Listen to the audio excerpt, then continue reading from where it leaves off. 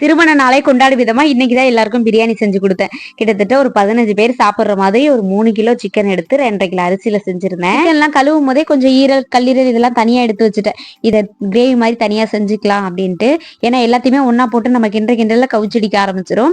பிரியாணிக்கு பிரியாணி பைசா சேர்த்துட்டு வெங்காயம் சேர்த்து நல்லா பொன்னிறமா வதங்கினதுக்கு அப்புறம் இஞ்சி பூண்டு பேஸ்ட், பச்சை மிளகாய், தக்காளி எல்லாம் சேர்த்து நல்லா வதக்கிட்டு அதுக்கப்புறம் தேவையான அளவுக்கு தயிர் ஊத்திட்டு புதினா கொத்தமல்லியும் சேர்த்துட்டு நல்லா வதக்கிக்கிட்டு இது கூட நம்ம கழுவுன சிக்கனை சேர்த்துட்டேன். சிக்கன் வந்து 3 கிலோ 3 கோழி இருக்கும். அதை வந்து 2ஆ பிரிச்சுக்கிட்டேன். ஃபர்ஸ்ட் வந்து குக்கர்ல பெரிய குக்கர்ல ஒரு 1.5 கிலோ அரிசிக்கு அதுக்கான சிக்கனை சேர்த்துட்டு அதுக்கப்புறம் வேற ஒரு குண்டான் சிக்கனை சேர்த்துட்டு இது கூட பிரியாணி மசாலா, மல்லித்தூள், மஞ்சள் தூள், சில்லி பவுடர், கரம் மசாலா, உப்பு இதெல்லாம் சேர்த்து நல்லா சிக்கன்ல நல்லா வதங்கினதுக்கு அப்புறம் நான் வந்து அரிசி வந்து குவளையில அளந்துக்கிட்டேன். டம்ளரால அளக்கல. 1.5 கிலோ அரிசி அப்படியே குவளையில அளந்துட்டு அது அளவுக்கே தண்ணி ஊத்திட்டேன்.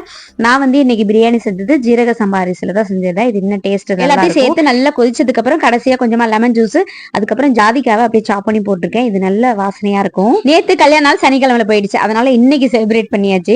அதுவும் என் கையால தான் செஞ்சு கேட்டதுனால நான் செஞ்சு கொடுத்துருந்தேன். மட்டன் பிரியாணி செய்யலாம்னா ஒரு சிலருக்கு மட்டன் பிரியாணி ஒத்துக்காது, சாப்பிட மாட்டாங்க. ஒரு பக்கம் குக்கர்ல ரெடி ஆயிட்டு இருந்துச்சு. அடுத்து முட்டை வேக வச்சுட்டேன். இன்னொரு பக்கம் ஒரு குண்டான்ல 1 கிலோ அளவுக்கு சிக்கனை பிரிச்சு அதுல தனியா ரெண்டுத்தையும் ஒரே குண்டான்ல சேர்த்து கலந்துட்டோம்னா டேஸ்ட் ஒரே மாதிரி போயிடும். ஒட்டிக்கிரட்டி வேலை தான், என்ன பண்றது. மாடியில போய் விறகடுப்புல செய்யலாம், பிரியாணி வெட்டலாம் இருக்கு. ஆனா மழை பெஞ்சிட்டு இருக்கு. குளூர்ல போய் நம்மளால செய்ய முடியாது. வீட்டுக்குள்ளேயே 2 குண்டானா செஞ்சு இந்த மாதிரி பண்ணிக்கலாம் அப்படின்னு செஞ்சுட்டு இருந்தேன். 15வது வருஷம் திருமண நாளை என்னால மறக்க முடியாது. திருமண நாளுக்கு செஞ்ச கோதுமை அல்வா நெக்ஸ்ட் வீடியோல உங்களுக்கு கண்டிப்பா வந்து சேர்ந்துடும். கடைசியில எல்லா பிரியாணியுமே ரெடி ஆயிடுச்சு. எல்லாத்தையுமே ஒரே குண்டான்ல போட்டு ஒன்னா சிக்கன் பிரியாணி, முட்டை ரைத்தா இது மட்டும் தான் செஞ்சிருந்தேன். ஆனா எல்லாருமே ஒரு 3 ஆயிடுச்சு வேலையை முடிச்சுட்டு வந்து சாப்பிட்றதுக்கு. ஓகே ஃப்ரெண்ட்ஸ், நெக்ஸ்ட் வீடியோல பார்க்கலாம். தேங்க்யூ ஃபார் வாட்சிங். பை.